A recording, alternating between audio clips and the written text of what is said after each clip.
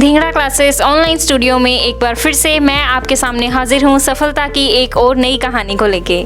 आज फिर से हमारे साथ में एक और ऐसे विद्यार्थी मौजूद हैं जिन्होंने कड़ी मेहनत के साथ सफलता के मुकाम को हासिल किया। Hello, welcome to Dhingra classes. आपके बारे में बताइए। मेरा नाम संदीप भांबू है। मैं गांव लखा हकम से इधर पास में रहता हूँ और मैंने यहाँ पे 2017 में बैच ज्वाइन किया था।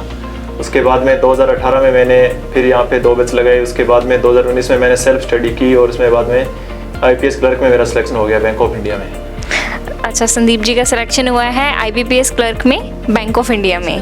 तो आपके घर पे कैसा माहौल था? तो जब आपका सिलेक्शन हुआ आप खुद कैसा महसूस करते थे? मैडम बहुत अच्छा लग रहा है मेरा, क्योंकि हमारी फैमिली में मेरे भाई है ये विनोद भांबू, इनका भी हो गया, भाभी पहले से बैंक में है और मेरा भी हो गया, तभी सभी बैंक में है।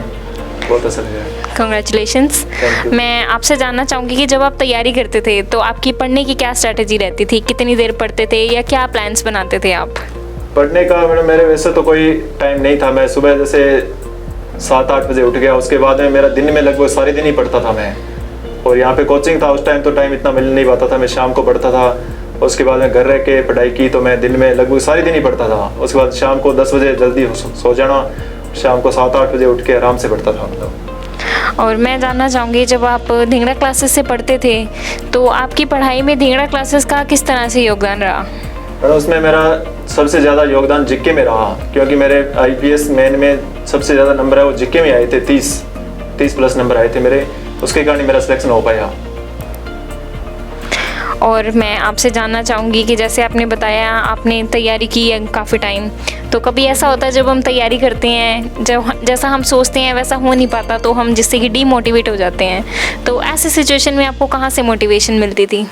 ऐसी सिचुएशन में मुझे भी कई बार ऐसे लगता था कि नहीं होगा, प्री हो जाता था, पहले प्री भी नहीं होता था, फिर प्री होने लगा, ये मेंस नहीं होता था।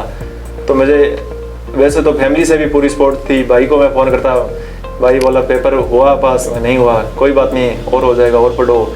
और सर भी हमें, पुनीत सर भी बहुत मोटिवेट करते थे, क्योंकि ऐसे पहले बहुत से उदाहरण हैं जो कि जिनके सिलेक्शन नहीं हुए बहुत टाइम तक, उनके भी हो गए सिलेक्शन, तो मैं उनसे मोटिवेट बहुत हुआ। आपने अभी जैसे आपकी बातों में बताया कि आपके भैया भी जैसे बैंक में सिलेक्टेड हैं, तो आपकी सफलता में उनका कितना श्रेय है? उनका तो बहुत ज़्यादा श्रेय है, क्योंकि उन्होंने ही सबसे ज़्यादा मेरे को मोटिवेट किया था। क्योंकि एक जैसे भी कोई फैमिली में से एक बैंक में लग जाता है तो उसका बहुत फ़र्क पड़ता है। उसके बाद उन्होंने बहुत मुझे मोटिवेट किया, क्योंकि मुझे भी ऐसे लगा कि अभी जैसे फैमिली में ये लगे हैं तो मुझे भी बैंक में लगना है, तो उसका बहुत। और आप अपनी जर्नी के बारे में क्या बताना चाहेंगे? जैसे आप जिस वक्त पढ़ाई करते थे किस तरह की आपको प्रॉब्लम्स आती थी? प्रॉब्लम्स तो जैसे मेरा ज़्यादातर तो ये मैथ थोड़ा, उसके बाद में फिर हमने घर पे पढ़ना शुरू कर दिया, लेकिन जैसे भी हमने रजिस्टर में जो पढ़ाया था उसका बहुत हमें सहयोग मिला। मतलब मैथ्स आप बता रहे हैं कि एक तरह से आपका वीक पॉइंट था, तो मैथ्स में आपने कैसे कवर किया मैथ्स को? मैथ्स को हमने सर ने जैसे वो दिया था, उनकी उस टाइम एक ने वो बुक ही निकली थी पूरी, उसको हमने प्रैक्टिस किया तो इतनी सिंप्लीफिकेशन में इतनी स्पीड बढ़ गई थी कि मैं जैसे भी जितने भी सिंप्लीफिकेशन 10 आते थे लगभग, तो उसमें 5 मिनट भी नहीं लगते थे मेरे को, इतने ज़्यादा। तो वो टाइम आगे फिर वो अर्थमेटिक में मेरा सही हो जाता था, कोई दिक्कत नहीं थी। बहुत अच्छा लगा आपसे बात करके। और लास्ट में मैं आपसे कहना चाहूँगी कि जो बच्चे अभी धिंगड़ा क्लासेस में तैयारी कर रहे हैं किसी भी कॉम्पिटिटिव एग्ज़ाम के लिए, उनके लिए आप क्या संदेश देना चाहेंगे? मैं तो यही संदेश देना चाहता हूँ कि अगर आप लगातार तैयारी करते रहते हो तो आपका सिलेक्शन जरूर होगा। हाँ, टाइम लग सकता है, लेकिन ऐसा नहीं है कि आपका सिलेक्शन नहीं होगा।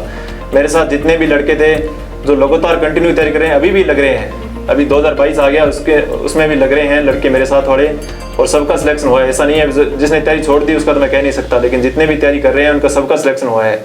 मेरे साथ के लगभग सभी बैच में जो भी तैयारी कर रहे थे सबका सिलेक्शन हो गया, ऐसा कोई नहीं थे जिसका सिलेक्शन नहीं हुआ। धिंगड़ा क्लासेस की पूरी टीम की तरफ से आपकी सफलता पर आपको बहुत बहुत बधाई हो। Thank you. बने रहिए। अभी हमने जाना संदीप जी के बारे में। उन्होंने जिक्र किया अपने भाई का जिनका सिलेक्शन भी हो चुका है और वो भी अभी बैंक में पोस्टेड हैं। तो अब हमारे साथ में उनके ब्रदर भी मौजूद हैं। चलिए इनसे इनके एक्सपीरियंस के बारे में जानते हैं। स्वागत है आपका धिंगड़ा क्लासेस में। क्या शुभ नाम है आपका? विनोद भांबू है मैडम मेरा। विनोद जी, आपका सिलेक्शन कौन से बैंक में हुआ है? मैं PNB से हूँ मैडम। एक्चुअली पहले OBC से था, अच्छा। After merger I am in PNB। अच्छा, आप पीएनबी में हैं, तो आप कितने साल से आपकी पोस्टिंग हुई है? मेरी 2014 से ज्वाइनिंग है मैडम। 2014 में मैंने गोवा से ज्वाइन किया था और आफ्टर 4 ईयर मेरा यहाँ पे ट्रांसफ़र हुआ था। उसके बाद 3 साल मैं अनूपगढ़ में रहा और नाउ आई एम सर्विसिंग इन स्मेजा कोटी। ओके, तो मैं आपसे जानना चाहूँगी कि जब आप तैयारी करते थे आपको किस तरह की दिक्कतें आती थी और आप उनका सामना कैसे करते थे? शुरू में जब मैडम हम तैयारी करते थे, जैसे 2011 के अंदर मैंने तैयारी शुरू की थी आफ्टर 12th बेस। तो उस टाइम क्या है, जैसे IBPS नहीं होता था, इंडिविजुअल बैंक्स हुआ करते थे, तो अलग अलग एग्जाम हर संडे को एग्जाम हुआ करते थे। तो उस टाइम मैंने तैयारी की, तो शुरू में वही पास में 1 नंबर 2 नंबर इस बेस मतलब वेटेज के आधार पे मैं रहता गया। तो फिर हमने फर्स्ट IBPS दिया। फर्स्ट IBPS में मेरी अच्छी मार्किंग थी, अराउंड 140 थी, लेकिन इंग्लिश के अंदर पता नहीं चला, हालांकि इंग्लिश ठीक थी मेरी, लेकिन उसके अंदर मेरे 0 मार्क्स शो हुए। तो जिसकी वजह से उस टाइम मैंने फिर प्रिपरेशन शुरू की। तो उस टाइम मैंने गोवा से एग्ज़ाम दिया और वो फाइट किया और फर्स्ट एग्ज़ाम में ही मेरा उस टाइम हो गया। उसके बाद 4 साल मैंने गोवा में गुजारे और उसके बाद मैंने प्रमोशन लेके यहाँ पे मैं ट्रांसफ़र हो गया था। तो अब जैसे आपने बताया कि इतने सालों से आप बैंक में अपनी सर्विसेज दे रहे हैं, तो आपको ये जॉब लगने के बाद आपकी लाइफ में क्या चेंजेस आए? लाइफ में मैडम बहुत चेंजेस है। जो जॉब का जो असर है और जो अदर है उसका बहुत डिफरेंस है। हालांकि उसके बाद जो लाइफस्टाइल है वो भी बहुत चेंज हुआ। उसके बाद जैसे जैसे बंदे का जो तजुर्बा है वो बढ़ता जाता है, उसके साथ साथ जो लाइफस्टाइल में जो चेंजेस आए हैं वो भी बहुत आते हैं और सब चीज़ें मतलब अब जो है सब इजी लगता है, कोई दिक्कत नहीं आती। और जैसे कई लोगों का मैंने सुना है अभी बैंकिंग की जॉब बहुत डिफिकल्ट है, जबकि मेरे को ऐसा नहीं लगता अभी बैंकिंग की जॉब डिफिकल्टीज है।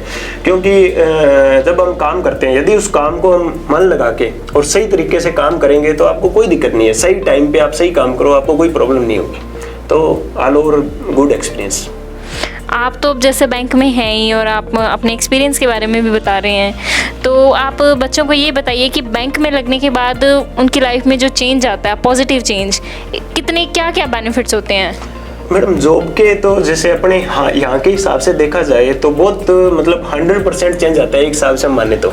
चाहे बंदा किसी भी फैमिली से बिलोंग करता हो, लेकिन जॉब लगने के बाद जो उसके चेंजेस है वो बहुत ज़्यादा आते हैं। उसमें जैसे कि उसका लाइफस्टाइल हो गया। जैसे हम पहले क्या पैसे जब भी हम स्टडी करते हैं और करते हैं तो हम पेरेंट्स से पैसे लेते हैं, और उसके बाद जब हम जॉब स्टार्ट करते हैं तो खुद की अर्निंग होती है, घर वालों को पैसे देते हैं, तो वो अलग ही फीलिंग होती है अपनी। बिल्कुल, बहुत मज़ा आता है और खुद का एक सेल्फ कॉन्फिडेंस होता है उसके अंदर। बहुत अच्छा लगा आपसे बात करके। Thank you madam. आपने देखा कि बैंक की जॉब एक बहुत ही अच्छी और रेप्यूटेड जॉब है। अगर आप बैंक में जॉब लग सकते हैं तो आपकी लाइफ कितनी स्टेबल हो जाती है।